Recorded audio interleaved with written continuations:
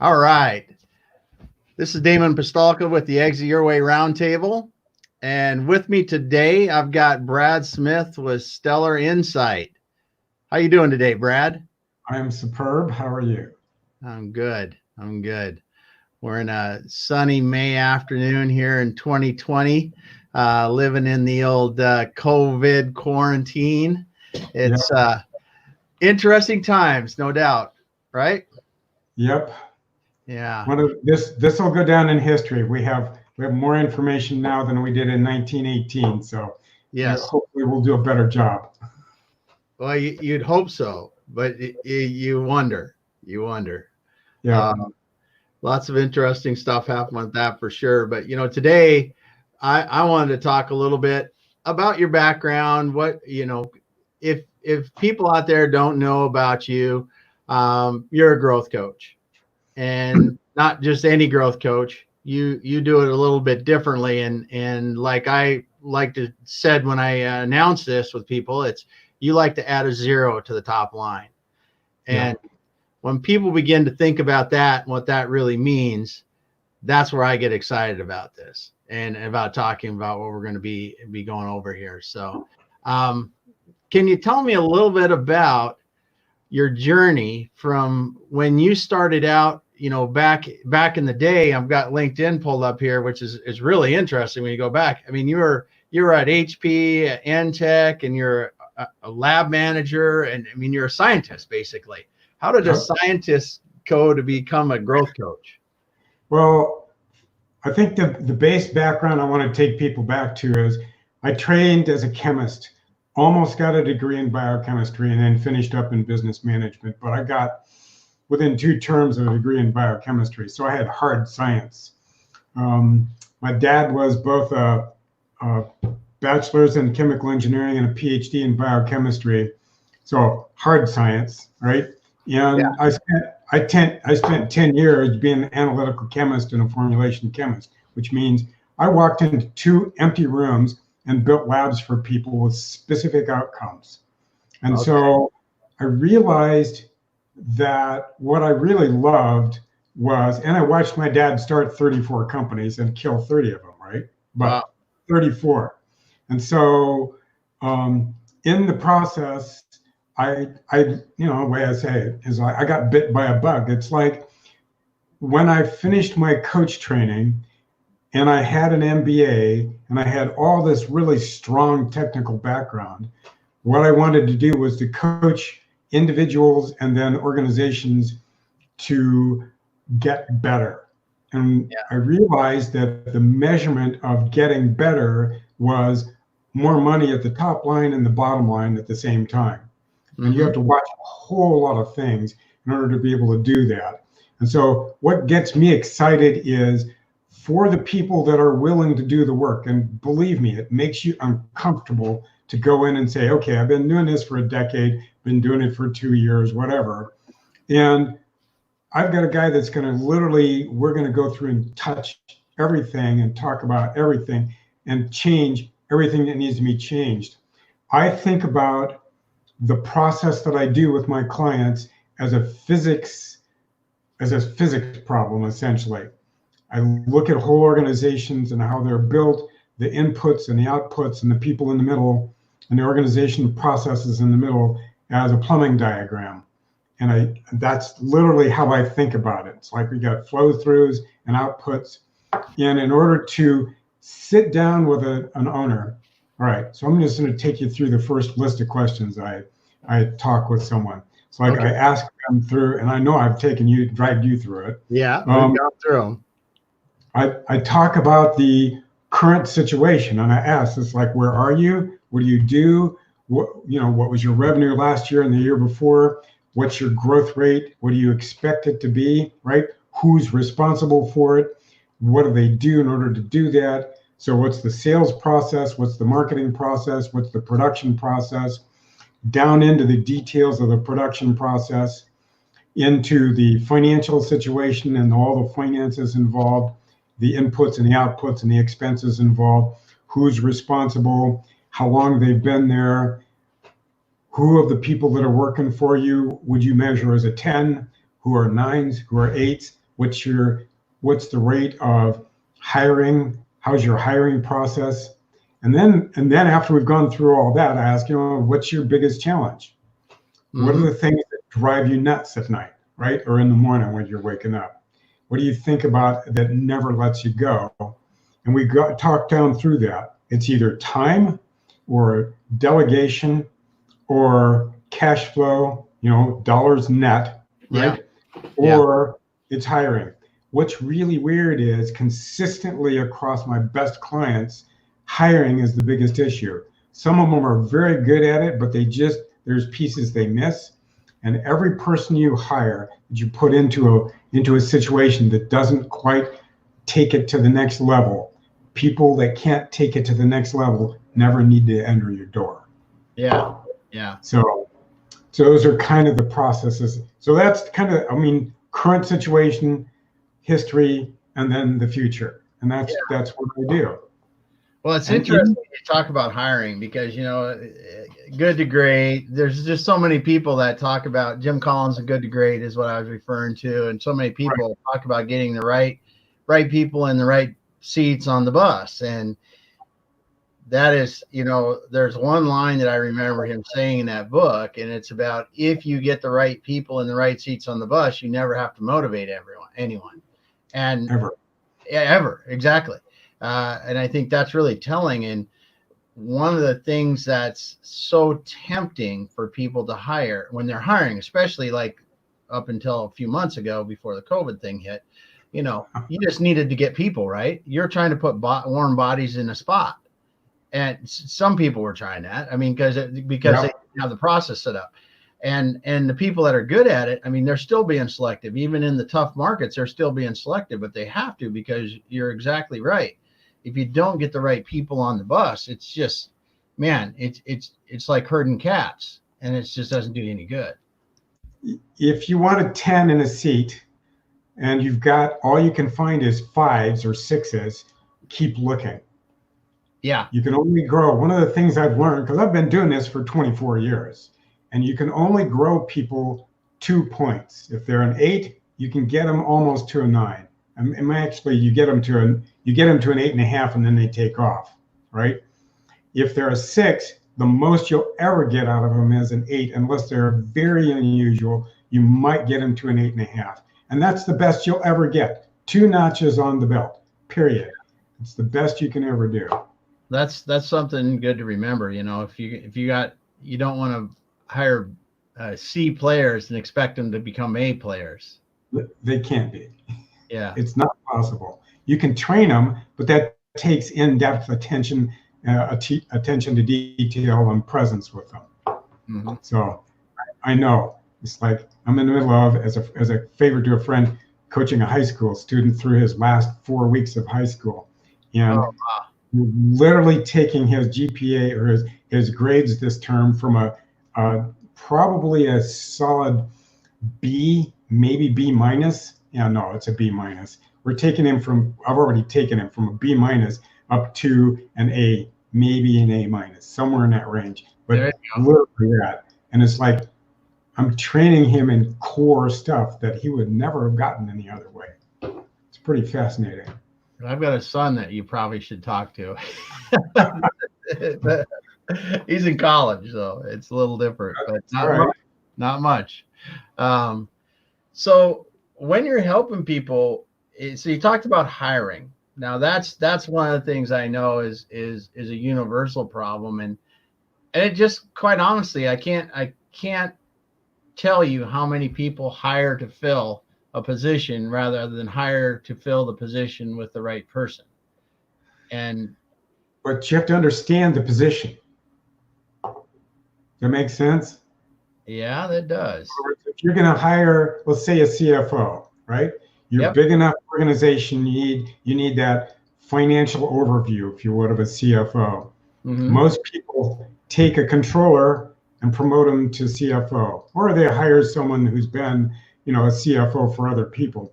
Yeah. But if someone is detailed oriented enough to be a controller or a bookkeeper and a controller, right? The ability to them to leap up to be a CFO and do the scope and depth of not just analysis, but view of the whole company in order to promote themselves and give the feedback that a CFO needs to be giving the leadership, that's rare. So I've had. Yeah. Well, it's a different skill set. It's a different skill set because, you know, in that case, It's a different human being. Yeah. Right? You can't take someone who's good at marketing and make them good at sales. You can't make someone that's good at sales and make them good at marketing. The number of people out of 100 that are good at both of those is about 4%, maybe 5%. Wow, that's a good thing to know, because it is, a lot of people try to do that. Right. So if you're good at one thing, you got to look at who you really are. Because when I'm talking to a business owner, by the time I finished my first hour interrogation, if you would, yeah, I know how ambitious you are. I know what their motivations are. I know how far I can make them, how far I can drive them, because my goal, my minimum goal, is to double the size of their company in the next year, or at least in the next 2 years, teach them how to double the size of their company on an annual basis. That's 100% growth on an annual basis, and that is mind-boggling hard. I have a few clients that I've been able to take them in a 2 or 3 year period and get them to the place, like you were saying earlier, and add a 0 to their revenue. Yeah. 0. That's like 10 of those. You know, sometimes you can do that. I've even run into I have 2 clients right now. We're going to be able to add 2 zeros to their revenue. We've already achieved in the last 15 months, we've already achieved 100% growth. Boom. Wow. Already. And so we're working on the next 0. By the time we finish the next 12 months, we will have added the first 0. And by the time we finish the 5-year period, we will have added the second 0 with hints. But you have to rebuild the organization for the speed and the flow through and the capability, right? It's like, think of a plumbing system that you were going to take from, one house and 1 bathroom to an apartment complex and 10 bathrooms, the flow through and the output. It's like, what does it take to do that, and how fast can you drive it? So what I'm constantly looking at is what's the comfort zone of this individual? What's the comfort zone of not just the owner or the CEO, but also of the whole organization, of their executive team, of the whole organization outside that. So one of the things I've had a chance to do is to retune literally a 500-person organization for growth at that rate. Wow. It's astounding. 500-person organization. That's a bit of leading right there. Well, but we did it in 6 months. That's 9 months, So it took about 2 or 3 months of preamble, right? And then we started dropping stuff into place. And 9 months later, he had all the stuff designed and started to put it into place. 9 months. Yeah. And by the time he finishes the year, maybe 12, 13 months out from the start, 14 months out from the start, he will have an organization that can grow at the rate of 100% a year. The people are showing up, the training's right, everything's right. Yeah. But there's no piece of the organization you get to leave untouched. Nothing, if you're going to grow beyond 100% a year. Yeah. Oh, yeah. That's for sure. Because, and when I talk to people about growth, and when we're talking about growth, we got some that'll do close to 100%, but we don't have any that are going to do 100%. And when you think of, in the kind of businesses that we deal with, just transactional challenges. So if I'm going to grow 100% and I'm doing 1,000 orders a week or whatever, 1,000 widgets a week or 1,000 clients or customers a week, it doesn't matter if I'm an HVAC client, an e-commerce client, or a manufacturing client. I mean, when you go from 1,000 to 2,000, that's a jump.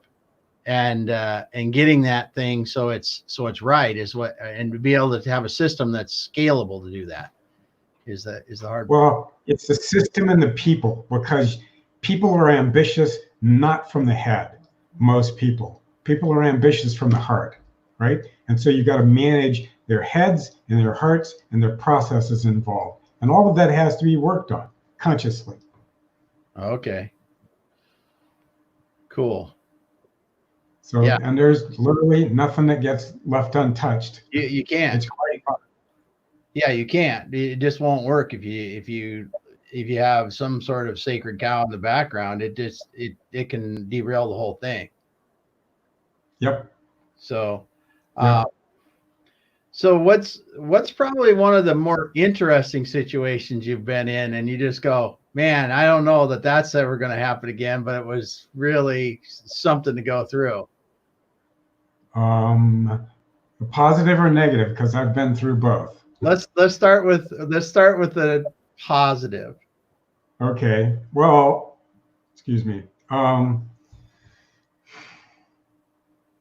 Walked into a situation that I have about 3 or 4 stories that I will live by.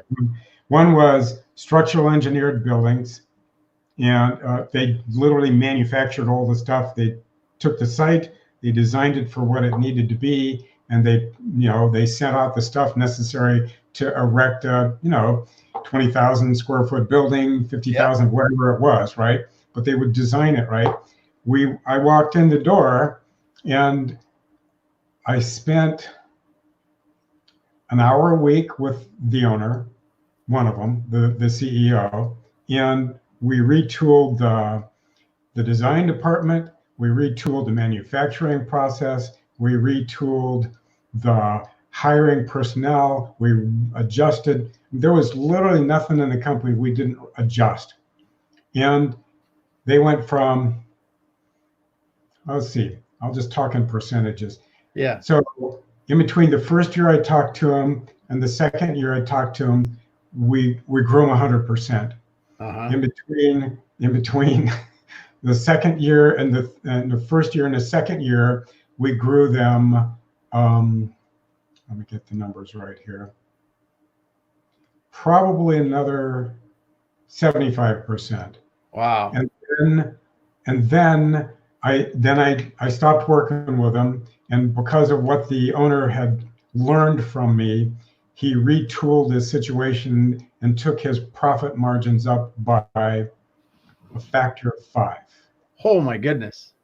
By a factor of 5, right? So their net profit went from whatever it was to literally 5 times that. And then he was able to sell the building, the business. So that was fun. I had no idea when I walked in. I just knew that he and I had good rapport. Yeah. Yeah. Okay? Another situation, and this was in the Midwest. We started out, we had about a month worth of conversations, the CEO and I, and then we attempted a strategic planning process over the internet, video. Didn't work, so I had to go back to the Midwest in person. Yeah. And within half an hour of being in the room with the 3 executives, I knew the COO had to go like yesterday. We got him to resign a week later. We had his replacement in place 2 weeks later. Nice. Right? So, and I knew the CFO had to improve literally by a magnitude, maybe even 2 magnitudes for him to actually do the job. In the process of the 3 years I worked with him, we hired a VP of sales, and then he built his team up, and they built their process up. They went from over a 10-year period, they'd averaged 2 sales a month. By the end of the 3-year period, the last month I was with them, they were at 2,700 times that. Wow. So the rate of growth increased by a factor of, they went from 2 to 50 new clients a month. Wow. Actually 50 plus, but so those are the rough numbers. Yeah. So that was exciting, but I knew there were going to be, not happy people in the process because I had a 5 in the CEO level and they needed a 9, And so one of the skills this owner, the CEO had was he could attract and find and hire extraordinary people. And so we built out a team of literally nines and tens. Wow. You know, I don't give out tens very often, and he had three of them. Wow. So yeah, people that we hired. So those are two stories, right? So when you talk about this is interesting, kind of an offshoot of it. You talk about sixes and eights and nines and tens when you talk about people. Is there a rate? I mean, you're just talking in general, or do you actually have a test that you use that you give the people to see? This is all internal assessment of who they are, how they show up, how smart they are, how emotionally available they are, right? Their EQ, their IQ, their intuition, and how closely they match all of those things, and the speed that they go at. Yeah. You know, I used to rank people just in a category: ones, twos, threes, fours, and fives, and I stopped working, refused to work with threes after about 4 years into my practice. Yeah. Only worked with fours and fives. And these people I'm talking about, and a couple of my current clients, I had to add a whole category of sixes. The first one I ran into was the guy with the 2,700% growth rate. Yeah. Right. I called him greased lightning, and then just realized, because I ran into a couple more of them, it's like, oh yeah, I have to add a six. So level 6 people, but these are not on a scale from that's a 6 out of 1 to 5. Yeah. These are extraordinary people. Yeah. But it's an assessment of how fast they move, how ambitious they are, and how astute they are in the decisions they make. Astuteness is a critical thing. It can actually be fostered and grown, but that's about a 2-year process. So, and that comes with intuition and the combining of intuition and experience and clarity in their thought process. Yeah. Yeah. Wow, that's cool. That's cool. Because obviously you'd mentioned this before, and I don't think I've ever asked you about if there's an actual numbering system, but it's good. I mean, with your experience in this, you can get pretty close, I'm sure, and see what yes, I am good. I'm still looking for that assessment. Yeah. Well, that's just the thing, is there's a lot of this stuff. It's just not. It's experience, and it's doing it and talking to hundreds and hundreds and thousands of people to figure out. Several thousand for sure. So yeah, over the 24 years, I've probably worked with 500.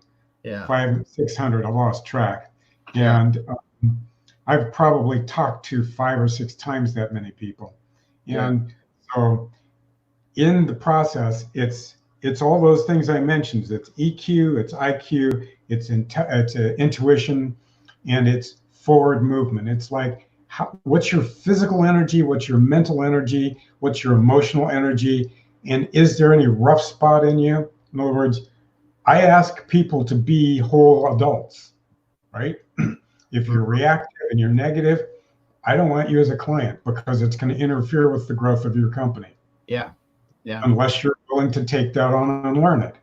Yeah. So people get individual coaching, and they get corporate whole company coaching at the same time, because that's what it takes. It's like you have to do the whole thing. You know, if you're going to remodel the kitchen, there's no part of the kitchen that's clean. Yeah, that's for sure. So when you are talking to these people and doing these things, helping them along on these, figuring out how the heck they're going to do this, what is the one thing that you see as very common in business owners that just prevents them from growing? Perspective. In other words, how they look at their business is always historical. Sometimes they've got a future vision. Almost always they've got a future vision. But how they live their life is, for the last 4 or 5 years, they're locked into that. And I take them in and adjust them to what would be possible. And how I get to that is this question: how fast do you think you can grow if you were pushing your limits? And then if they give me 50%, fine, I'm going to say, okay, what keeps you at that? And we go down through them, and we go down through all the details of the business. Some people are incapable of being introspective, and some people are capable of being, introspective. And I need both introspective from them in themselves and in the business. Okay. So perspective is important, and that's one of the biggest issues. Yeah. I'm trying to think about that a little bit, and because, yeah, I think it's like almost like anything. Then probably they're limiting themselves because they look backwards and have kind of conditioned themselves to, well, we can't do that because rather than if we solve that, we could do that. Right. Sometimes there's personality issues and that make it impossible, not with the person I'm working with, but elsewhere in the organization. I have a couple in mind, and it's like that wasn't something that could be changed. And so they weren't going to be a good client because I wasn't going to be able to get them anywhere close to the growth potential their industry allowed. Yep. That's one thing. My dad had a saying. He said, there's always room at the top. No matter what industry, what career you go into, there's always room at the top. So my question to my clients is, what does it take to get your company at the top of your market? And in your top of your industry? What's it going to take? What are the limitations? So if you think of the plumbing diagram again, think about pinch points in the plumbing, right? If there's a restriction in the plumbing, it can't flow the way it needs to. And so we go through the whole company looking for the restrictions. And like Jim Collins described, I think it was Jim Collins, maybe it was Stephen Covey, talked about, you look at the big pieces that are interfering and you move them. You look at the little pieces, right? And then you progressively work your way down in size from the big ones to the littler, smaller, until you're down into the minutia, and then you're finessing, right? Yeah. So almost like the Pareto principle. Yep. So you brought up one thing, and I think this is very interesting to me, and something that I've quite honestly learned the hard way is good clients. And because people talk about everybody talks about professionals and how they work and how they can really help people, but one of the things that I really see from time to time, and I'm not saying this is all the time, obviously, because people are all different, but what to you, and you've mentioned some of the things, what to you really should give someone pause about, hey, maybe I should go out and try to find some help, but maybe they just aren't ready for it, because I look at that as habit formation. It's like, if I've got a block to growing my company and I've got maybe boggle my brain. It's like I'm talking to business owners and they don't have enough ambition to grow their company. Cool, let them, right? So if you don't have the ambition, cool, because it takes a certain amount of fire to be able to do this stuff. Yeah. And so my initial assessment is, how much fire does the individual have in themselves, right?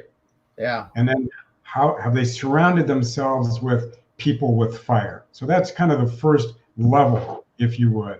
All right, take me back to the question. I've forgotten it again. Well, it's just like there's some clients that don't realize they're not a good client. And can we talk about some things that, for self identification, So got it. I think about this and I go, am I going to be a good client or not? What are some things that I should ask myself honestly and go, okay, Damon, you're not ready for this. You need to go, here's a couple, the major points, 2 or 3 major points that you're going to need to address before you shouldn't even waste your time doing this. So first question to ask yourself is, why am I in business? Why do I show up every day? What's important to me enough to get me out of bed and move me to the office, right? Yep. Why is it, right? And then behind that, who am I and who do I want to be? So why do I show up and who do I want to be and what's meaningful to me? What's important to me? Those are the core questions that have to be answered. Okay. Behind that, how well do I take input? If I screw up, right, and there's nobody around me telling me that I'm, except maybe my wife or my partner, right? It's like if I'm screwing up on a consistent basis, how well do I take that feedback and how well do I modify my behavior to fix it? Yeah. Am I self-reflective enough? That's the reflection part again. Am I aware enough of myself to go solve problems on a consistent, ambitious process? I can't lead my clients places I haven't already gone. And if I can't do my own work on a continual basis, I'm a driven learner. And if I can't get my clients to be learners, then they're not ready, right? Yeah. But there's three ways people can learn. You can learn from whispers. Those are the intuitions and the dreams, and the things that talk to you as you're waking up. So the whispers, right? The next one is the messages or the problems. I actually got a diagram on this. Okay. Right? All right. And then there's the brick walls. What have you run into in your life that hurts so freaking bad? You pick yourself up afterwards and say, I'm not, and you swear. It's like, I am not doing that again. Right? Yeah. It's like, I'm willing to let someone use, because every brick wall you have is self-created. Every one of them. There's no business that goes through bankruptcy. That's something you just touched on. I'm gonna put that up there. I'm gonna write that down because that's one thing that I don't know if it's just me or if it's a reality for everyone. Is that I think that a lot about in my own life. I think that I put a lot of barriers up to what I really can do. And even though, I mean, I've done, from an outside perspective, some things that are pretty cool, but I still look at myself and I go, I still put these boundaries around myself. Oh, I can't do that. Well, why the hell not? That's, well, Damon, what would it take for you to, because I know a little bit, I'm gonna be blunt here. What would it take for you to, who would you have to be? Let's put it that way. And how would you have to operate to add a 0 to your company? Yep. The size of deals and the speed of them through your company, right? Like, what would it take for you to add a 0? Who do you have to be in order to do that, right? Yeah. All of those questions, and what are your resistances to do that, right? So I don't know how I wound up as ambitious as I am for other people, but it's how I am. In situation, drop, breadcrumbs in front of somebody like the high school student I'm working with. I found his ambition, and we talked about it. It's like, you have to be a different person, right? So I'm literally adding a 0 to the potential of this kid. Yeah. My goal, who do you have to be? What's keeping you there? And what keeps you from doing that? And how I have people do that is I have them do a 360-degree view. Write down everything in your life that works very well. And then I want a list of everything else that doesn't. And we're going to take the list of not 10s in your life, and we're going to retool everything that creates those. Yeah. And if that includes your business, then we're going to go after it. Yeah. Do you have enough courage to look in the mirror every morning and say, I'm responsible for this? Yeah. And if I'm responsible for everything in my life, then what am I going to step up and do to make it different? Because there's nobody else but you creating your life. Nobody. Yeah. And that's interesting though, and you really start to think deeply about that. It doesn't matter who you are. I mean, it doesn't matter who you are. It's something that I think Warren Buffett does it. and he's just at a different level than the rest of us for where he's limited He himself. just started with different zeros. Yeah. He's got to start. He's got a few more to worry about. But it for most of us, it really is something. Whether it's losing weight, whether it's landing that next job, whether it's getting your business to do what you want to do, it really is a matter of retooling what you're thinking, retooling your thinking, and then retooling that, because that will start your actions. Is that Yep. kind of a correct assessment? Well, so we're going to look at this slightly differently. Yes, it's accurate. Okay. Every human being is a complete set of habits, thinking habits, emotional habits, action habits, life habits. They're all a set of habits. And so if you look at each aspect of your life and you're going to retool, let's say, I want to get to the place where, we'll take an example. 7 years ago, I knew that I was going to wind up wanting to be in better shape. So I set out a goal for myself. Last time I was in really, really good shape was a month after gymnastics when I was 18 in high school, senior year in high school. We had a test, you had 60 seconds, right? And you had to do as many push-ups as you can. I did 28. So my first goal was to do 28. First day, I did 8. Yeah.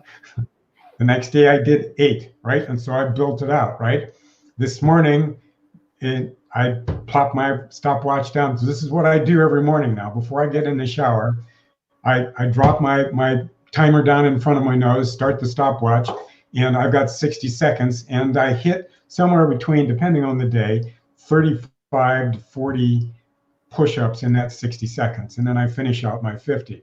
But that's how that challenge draws me into it. So yeah, I like challenge. yeah. So those are the habits, but it takes day after day after day after day to change a habit that's deep, right? Yeah. So, man, it's look at the habits you have, look at the results they have. Everything in your life is a result of a habit.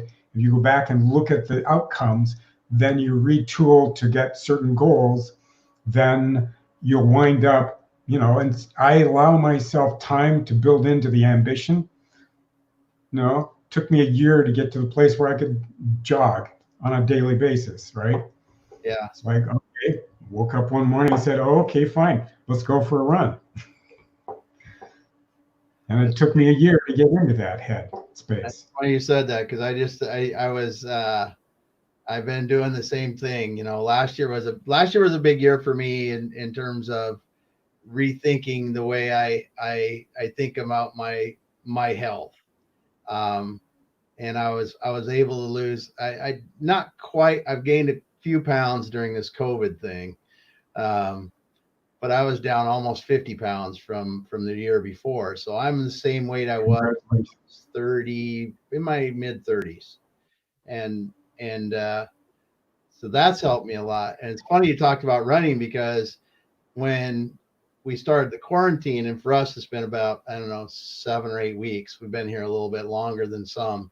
But I started walking, and there's a nice little, for me, there's a nice wilderness area. It's about a 2-mile round trip for me. And it's just nice. You can just beautiful, because you're in the big trees, like, in the Northwest. And right.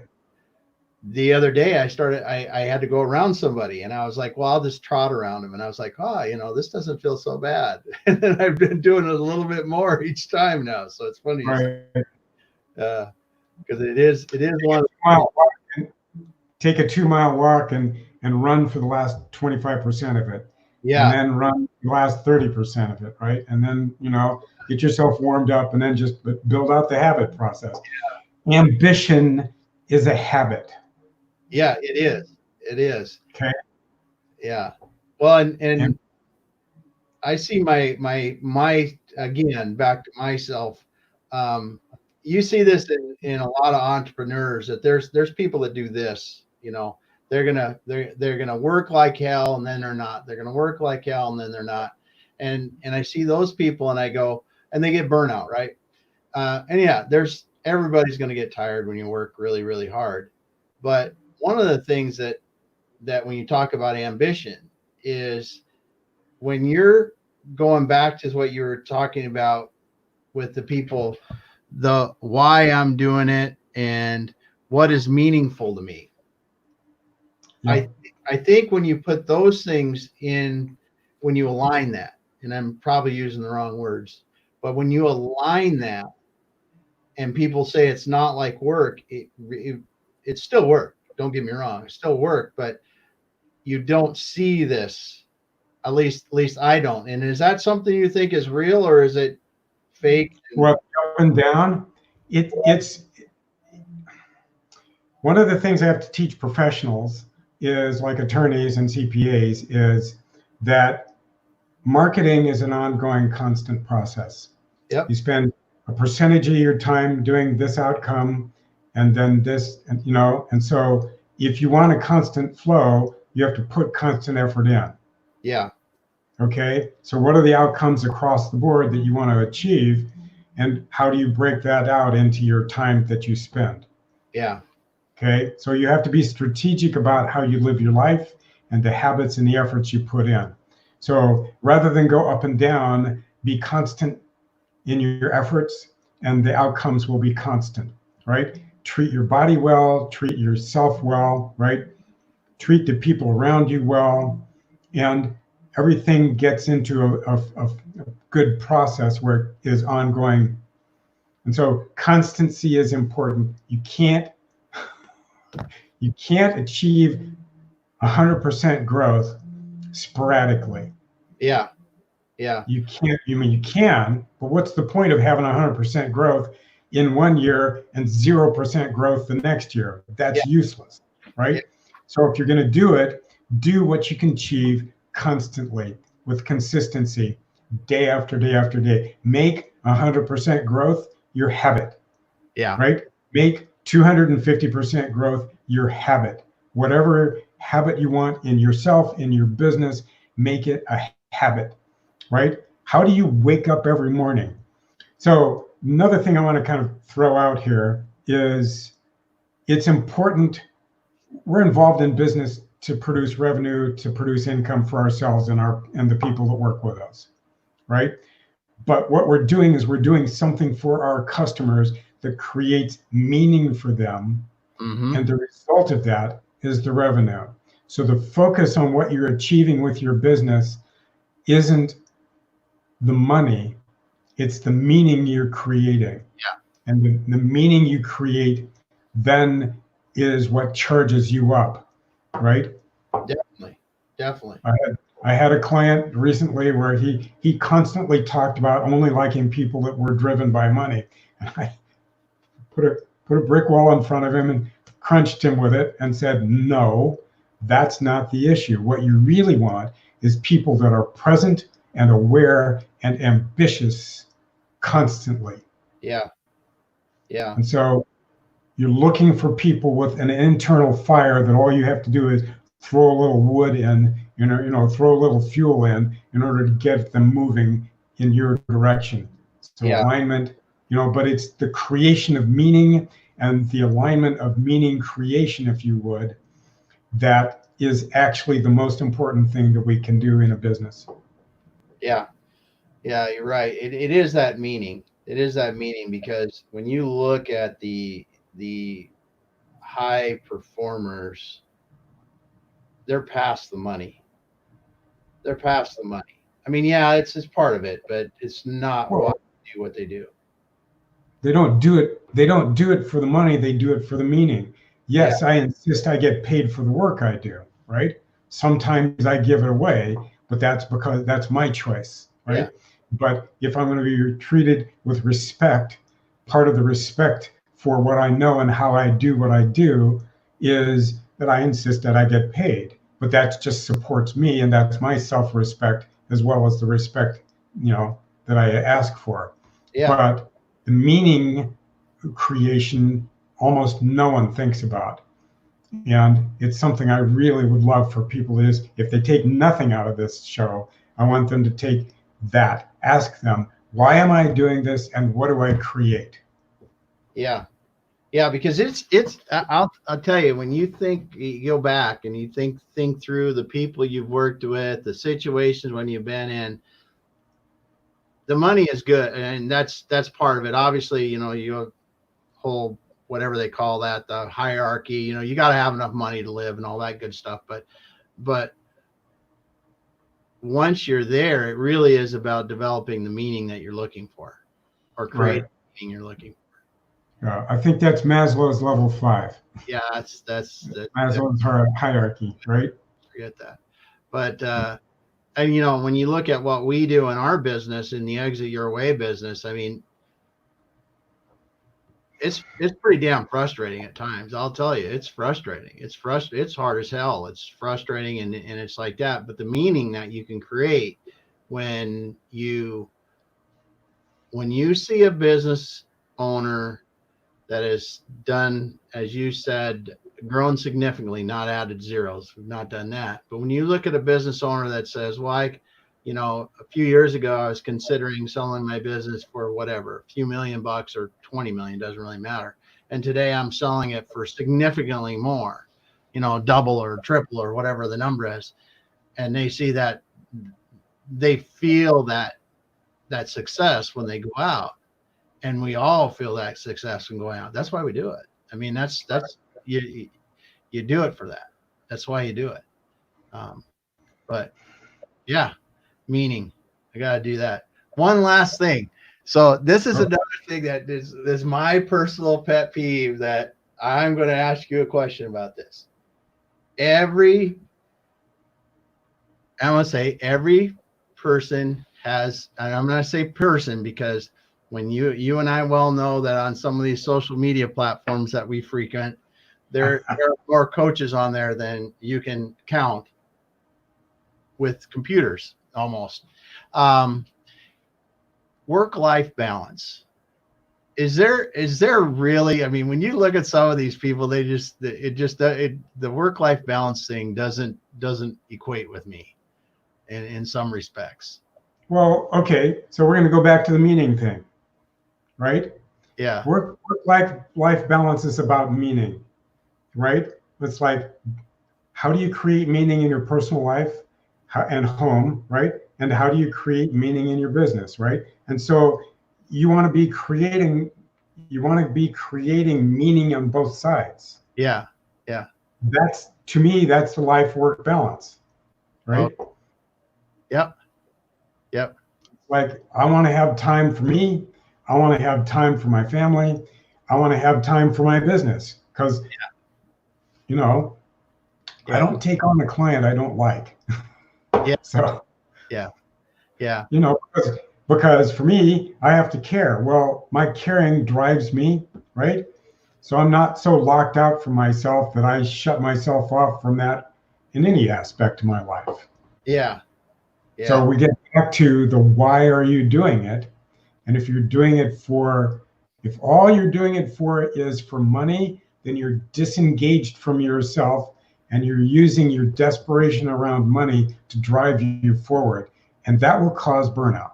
Yeah. Okay. If you are doing it for the creation of meaning, then your whole person is involved and you look at everything in your life that way. That's why I don't, that you said it right there.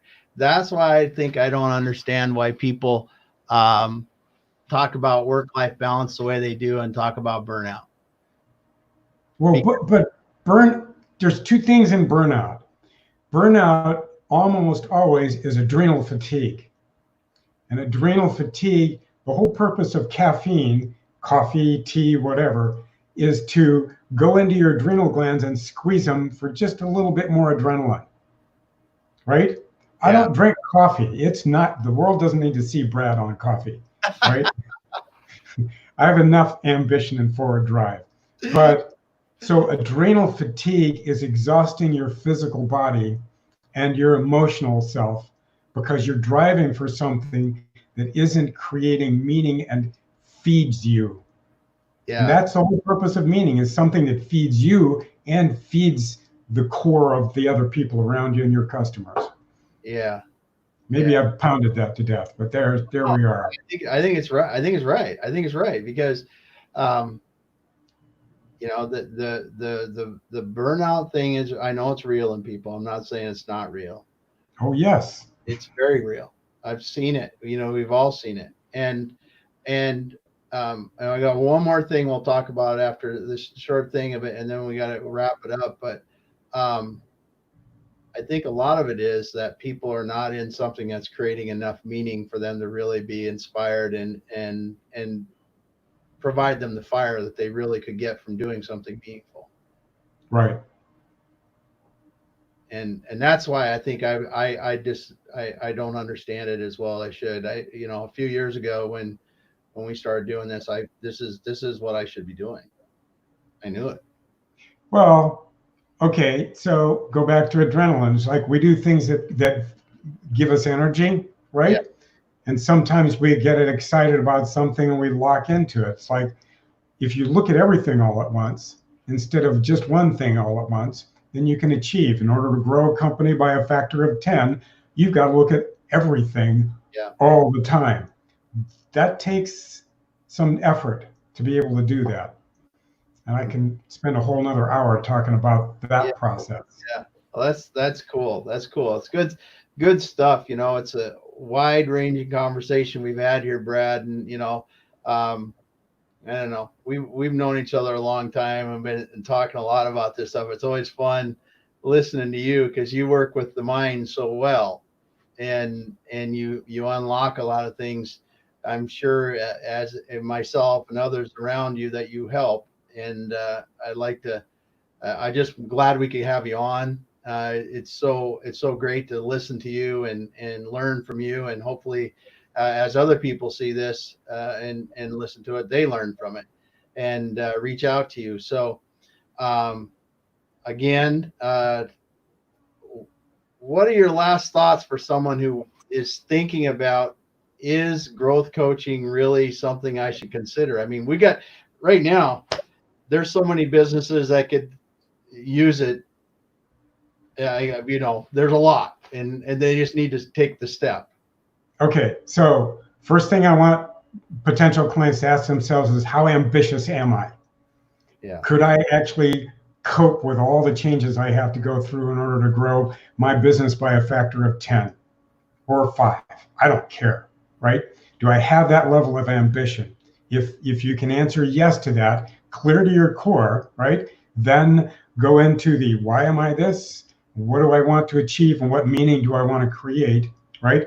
Answer those questions and then give me a call, right? Because I'll plumb every bit of it. yeah, And there's not much, as you know, Damon, there's not much that escapes me. yeah.